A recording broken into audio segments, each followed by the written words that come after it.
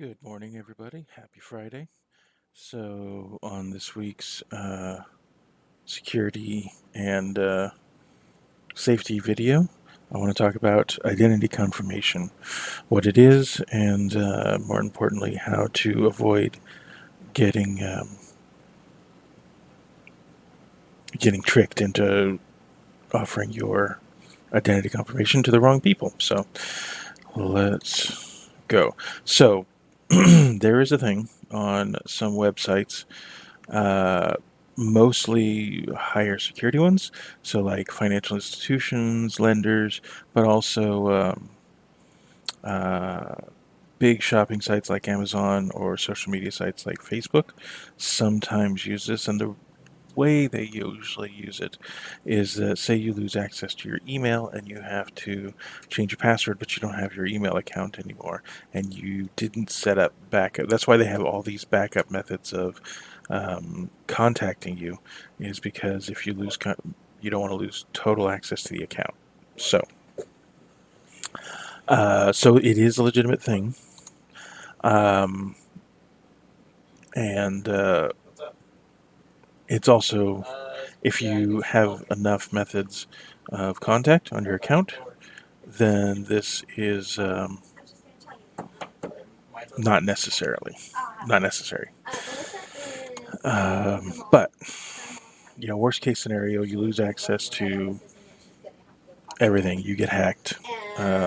This would be kind of the final confirmation that you are who you say you are, so you can regain access to what you've lost. But you give it to the wrong person, then they can do the same thing to you without having access to your email, without having access to your phone. They can still get the password changed and sent to them at a new email address because they have a picture of you with your ID, and they can do this at any website. The other thing they can do is they can set up accounts. So they can go to an online lender and register for a big loan in your name, and they've got this picture to prove that they are you. So we really want to keep this out of the hands of people who should not have it. Anybody who has this picture um, basically has your identity. They can do whatever they want until such time. I mean, you basically would have to totally shut down your um, credit profile to prevent, and even that wouldn't prevent them from registering for email addresses, shopping sites, any number of things. So let's be really careful with this. And this is going around. The reason I'm making this video is because there have been an increase in reports of people trying to acquire this information. So what does it look like? Well, here's an example. I think this one, they generally kind of, it seems like they're using uh, more innocuous sites, like this is LinkedIn, and so your defenses might not be up, as if if you get an email from your bank saying something, you're automatically a little bit on guard. Like, is this really? I've talked about financial institutions. We guard those a little more carefully. But if you get an email from LinkedIn or Facebook, you may not be as careful. But it's the same information, so it doesn't really matter who's asking for it. It's just as bad if the wrong people get it. So they'll email you, they'll say, you have been selected to confirm your identity. Additional security, kind of like the extra pat down at the airport.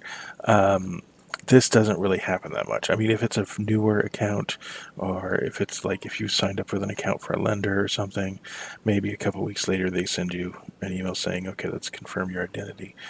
But generally speaking, um, this kind of thing does not really happen legitimately that much that I've ever seen. But this is what it's going to look like. So, the first big red flag is they reached out to you, you did not reach out to them. Obviously, if you are trying to regain access to your account and they come back and say you have to prove who you are, that makes total sense. But if somebody randomly emails you, um, for no reason and just says, "Prove to me who you are, who you say you are." Well, that's if they're reaching out to you, they should prove who they are, not the other way around.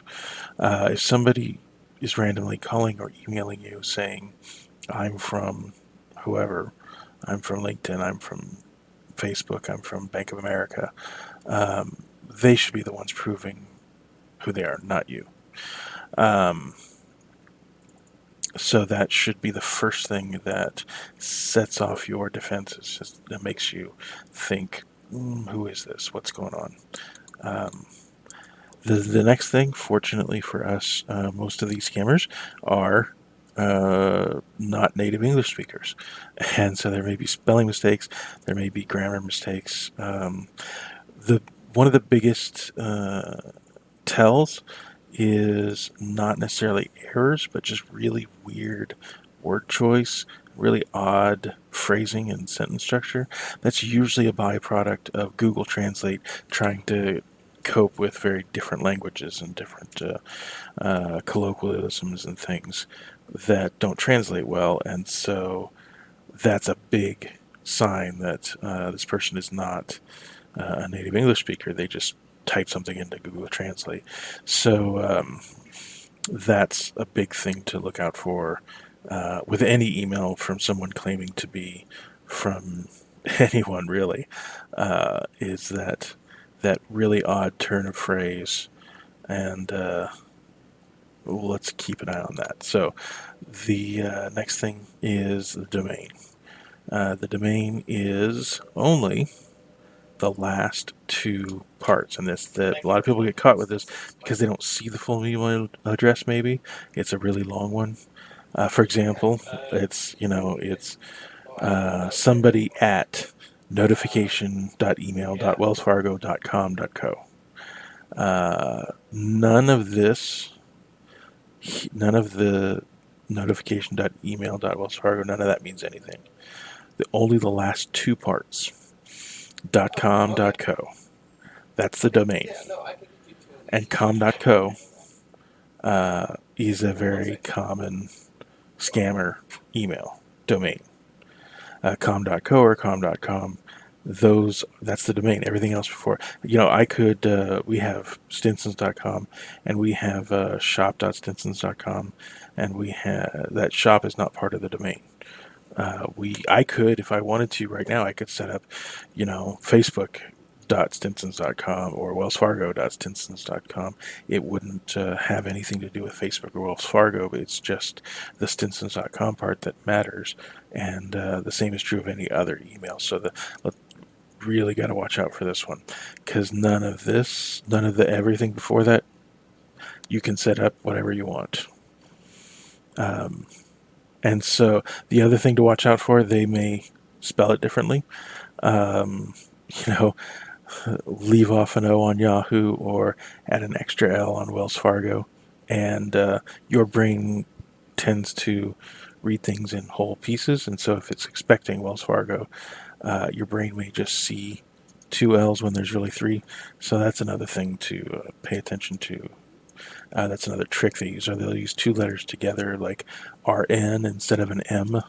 Um, anyway, so those are other things to watch out for in an email.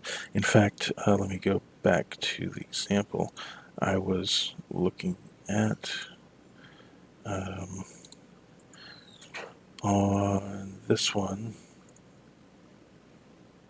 No, it doesn't show the email.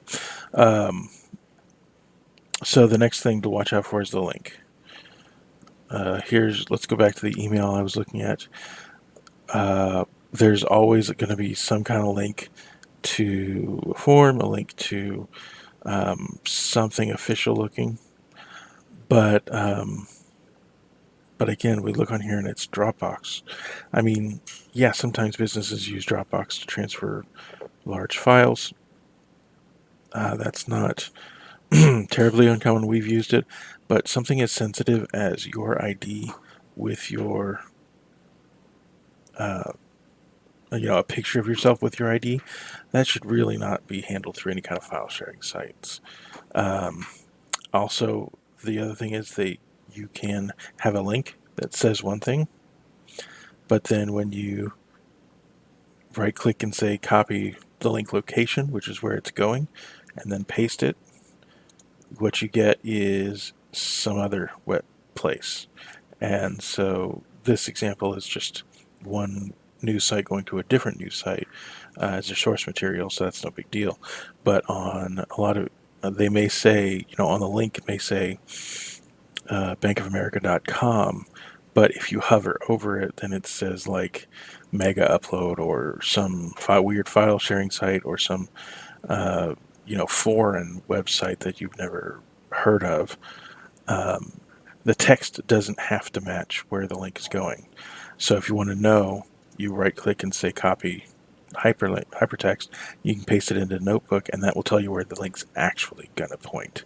Um, so if you're suspicious, that's one way to check. Um, and just like I was saying, uh, Dropbox, iCloud, Mega Upload. Um, it's one thing to use something like that to share a brochure or to share um, something like that, but really highly sensitive. It happens among smaller businesses we've done, but a Fortune 500 company should not be asking you to put your ID and on on some public upload site. They just shouldn't. So that is something to be wary of.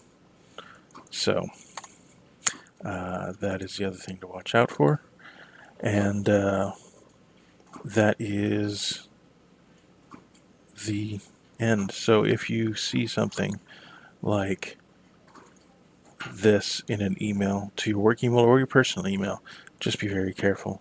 If you've responded to something like this, let me know right away and we'll work on getting it fixed. But um, that's all for today, and have a good Friday.